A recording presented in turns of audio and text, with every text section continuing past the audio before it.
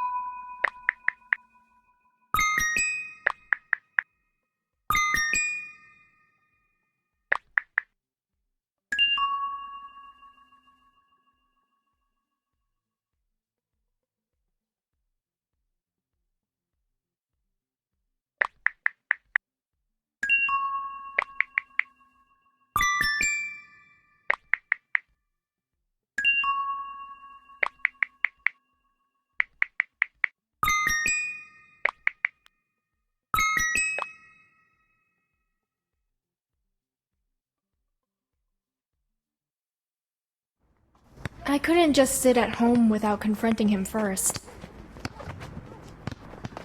I had to see him, but only when I was sure that my appearance would make an impression. Not just on my boyfriend, but also on his new friends. If you can't beat them, join them. The game is on, girls. I put on a jersey similar to my boyfriend's, as a statement of my support. Besides that, I wanted to show everyone that we were a couple. As I approached the court, I saw him in the distance. He was alone, practicing his shots. Some girls were sitting on the stands, but as they saw me approaching, they quickly stood up and ran away. That got my boyfriend confused, but then he turned around and saw me. Sorry for scaring away your fans. Fans? You mean those girls? Yes. Why would I need them when I've got my only true fan? You're even wearing a matching jersey. So sexy, babe. Thanks, sweetie. I don't mind coming with you to the court every time you play. Anything for my sweetheart. No, I wouldn't bother you with that. But thanks for being supportive. Up to that moment, I somehow managed to control myself. But after that remark, I had to say something. Do you want me to come and cheer for you or not? Make up your mind. It seems to me like you'd rather come here by yourself and be surrounded by your Who are those girls? I don't have a clue. They're hanging around the court all the time. Why do you ask? You're lying that you don't know them. I saw your selfie with them. They posted it today and tagged you. They do know you well. Have you even told them you have a girlfriend? He didn't even bother answering me. Instead, he angrily threw the ball into the hoop, which bounced off and flew toward the stands. First, I don't know what selfie you're talking about. Second, why would I talk to some random girls about you? Take your phone and see it for yourself, since you I saw you today taking photos with those girls with your shirt off. However, I didn't know that the pictures would be posted on your profile. Trust me when I tell you, I don't know. He took his phone and checked his profile. Having seen the photo, he slapped himself on the forehead in disbelief. Do you see that? You follow them and they follow you. Honestly, I don't even remember adding them as friends. Maybe we attend some lectures together. I'm not sure. It's hard to believe that. I told you the truth. And now I don't know what else you want to hear. I'd rather you just thought it through next time. How would you feel if you were in my shoes? I know what you mean. I'm really sorry. It's my fault. I wasn't thinking. He kissed me on the forehead and hugged me tightly. We headed toward my apartment without uttering a single word. When we reached my apartment, it had already been dark. I stopped, glanced at him, and didn't have anything else to tell him. I spent the last ounce of energy on my way home. You're quiet. Are you still mad at me? I'm tired. I don't want this evening to end like this. I missed you today. I'd like to stay for the night. I'd like you to stay too. I don't want this day to end up with our fight either. I feel so relieved now that you said it. After I'd left the apartment, Akiko continued watching a movie and fell asleep on the couch. I put a blanket over her and turned off the TV. That was when she mumbled my name in half sleep. Shh.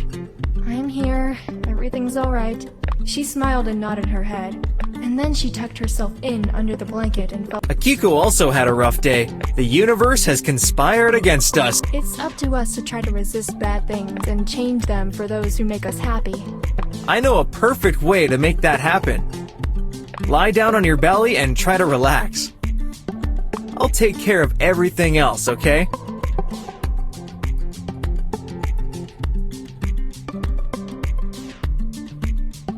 Don't leave me lying like that for long. I'll doze off just like Akiko. I did everything exactly as he requested.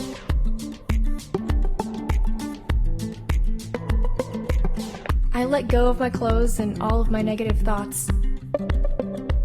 I heard him rummaging through my cosmetics set, and I assumed what he was looking for. He stood above me, and I felt a few drops of oil sliding down my back. His warm palms were going all over my back. and I could feel the tension fading away with each new move he made. He then bent down and whispered, "My turn." I took the oil bottle and watched oil drops getting mixed with his sweat and sliding down his chest. The following day, I woke up feeling relaxed and content. Looking back on the previous night made me smile over and over and remember that feeling of happiness. I was starving, so I got out of my room and headed for I found a note on the fridge from Akiko that read that she was waiting for me at Hiroki's and that they wanted me to join them for breakfast. Hiroki's apartment smelled of pancakes and chocolate milk. That smell was bringing me back to childhood. Hiroki was in the kitchen, and he looked so cool making us breakfast. That was when I thought how Hiroki was way more different than Katsumi and Rokuro, and he was only a few years older than them. He was successful, charming, family-oriented, and was able to understand women, even those like his sister and his cousin. Akiko was secretly taking fruit pieces that Hiroki was slicing, and then he caught her and slapped her hand. Patience, Akiko. It's gonna be ready soon. Hurry up, Hiroki! Your other guest is here too! Good morning. Good morning. I hope you weren't waiting for too long. You came right on time. I just made the last pancake and managed to save the ones I already made from Akiko. Please take your seat. Thank you for making breakfast for the two sloths that... You're welcome. Akiko told me you had a very stressful day yesterday, and nothing fixes the mood better than... I have the refreshments too. Help yourself. Akiko's... First come, first served! We dug into the pancakes, and while Hiroki and Akiko were having a lively conversation, I sank into my thoughts. I didn't hear when Hiroki spoke to me, and only when he snapped his fingers before my nose did I come back to reality. Enjoy the moment. Don't stress over the past. Oh, I'm sorry. I got a little distracted, and the pancakes are delicious. Don't worry, I surely am enjoying this. Great. Now that your stomachs are full and you're satisfied, let me tell you the great news I have. Last night, I finally felt the surge of inspiration. And I finished the jingle for the app you're working on. Woohoo! Tell us your secret, Hiroki! How did you manage to do it? Relaxing, walking, and meditation. Am I right? That's right. Did the two of you go to some therapy session without... Not really. Let's just say I decided to try his recipe for achieving inner peace. And I could use the recipe for these pancakes too. Of course. I'll teach you how to make them. And then you'll be making breakfast to me. What's going on in here? Neighborly kindness. The two of us are gonna deal with advertising slogan and the promotion on social networks. We'll talk about it in ChatLinx on Friday. I'll see you then. And that, my job is done. And we're in for so much more! We came back to our apartment after breakfast.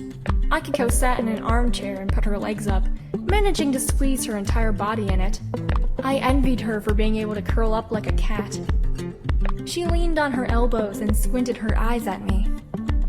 She would put on that kind of look only when she was looking at someone with suspicion. Hey, Catwoman. Don't think I don't know what's going on in your head. I know you do. That's why I'm waiting for you to tell it to me yourself. We're friends and there's no secrets between us. I think this time you should be the one to say what's on your mind. Alright, I've been watching you and I noticed you've been acting differently since you saw Hiroki. I pay attention to my behavior because I don't want to get embarrassed. There's nothing wrong in your trying to leave a good impression on him. After all, he's doing it too. I saw the way he was looking at you and acting when you were around. I noticed he was flirting with me too, but I don't know how well enough to know if he's doing it only to me or to other girls as well. I know him well enough. It's been a while since I saw Hiroki trying so hard to be perfect. Akiko, why are you saying all this to me? What's the true reason? Reason. Let's say I want to use this opportunity to say, I'd be totally okay if you decided to check if there was something between you and Hiroki. Even I can't feel the electricity when I'm in the same room. I have a boyfriend, Akiko. You forgot that? Yada yada yada. I have a boyfriend. Yes, you do! And please remind me, where was he yesterday all day? He was enjoying and exploring how much other girls liked him. Don't get me started, Akiko. Relax, think twice. It's not like you have a ring on your finger. I would be the happiest person if Hiroki and you were a couple. Because your boyfriend's behavior really disappointed me. I'll answer to that after my meditation. You're joking with me now, and I'm dead serious. Sometimes when your boyfriend hurts you, you walk around the apartment like a zombie. You should do something for yourself. Face the truth. If what's in your heart and what's in your mind don't match, then you have a problem. Everything Akiko said was true. I just couldn't say it out loud and admit it to myself like she did. So if you want me to think aloud, listen to me and don't interrupt me. I'll be your voice of reason. I'm all ears. I let some things grow on their own, but that didn't always turn out to be good for me. I would always choose the path of least resistance. I've known Katsumi for the longest time, but I still don't know him well enough. None of us really knew him well enough. You know it sometimes he acts like a child. Rokuro can sometimes be a pain in the ass when he wants to dish out justice, but I know he has a gentle side too. They both have feelings for me, but I just keep forgetting I have to be honest with myself. Nicely put. I'm glad I made you think things through, as you tend to spin around in circles and never leave your comfort zone. And by leaving my comfort zone, you mean giving Hiroki a chance? If you want to, maybe you love somebody else. That is your choice. What's important is you should take him into consideration and not toss him away just because you'd feel uncomfortable because of me. I feel nice when I'm around him, and I'd like to know him better. There are sparks between us, that's true, but does that mean I never loved Katsumi? The Rokuro? As I've started to feel something towards someone else? I just say he wasn't the right one, not that you weren't in love with him. A few days later. That talk with Akiko made me wonder and reconsider my choices. I didn't want to leave my apartment for a couple of days so I could make the right decision. Everyone could feel something strange was going on with me. Akiko was patient enough. That day when I came out of my room, she knew I'd put an end to the insecure period of my life. How can we expect things to start looking up in our lives if we always drag the load of insecurity with us? You look like you're reborn! Akiko, I gotta go. Talk to you. Hey, where are you going? We have a business meeting in ChatLinx. I'll be there on time, don't worry. You made up your mind, didn't you? You're gonna see him? Yeah, I'm following my heart. It's taking me to...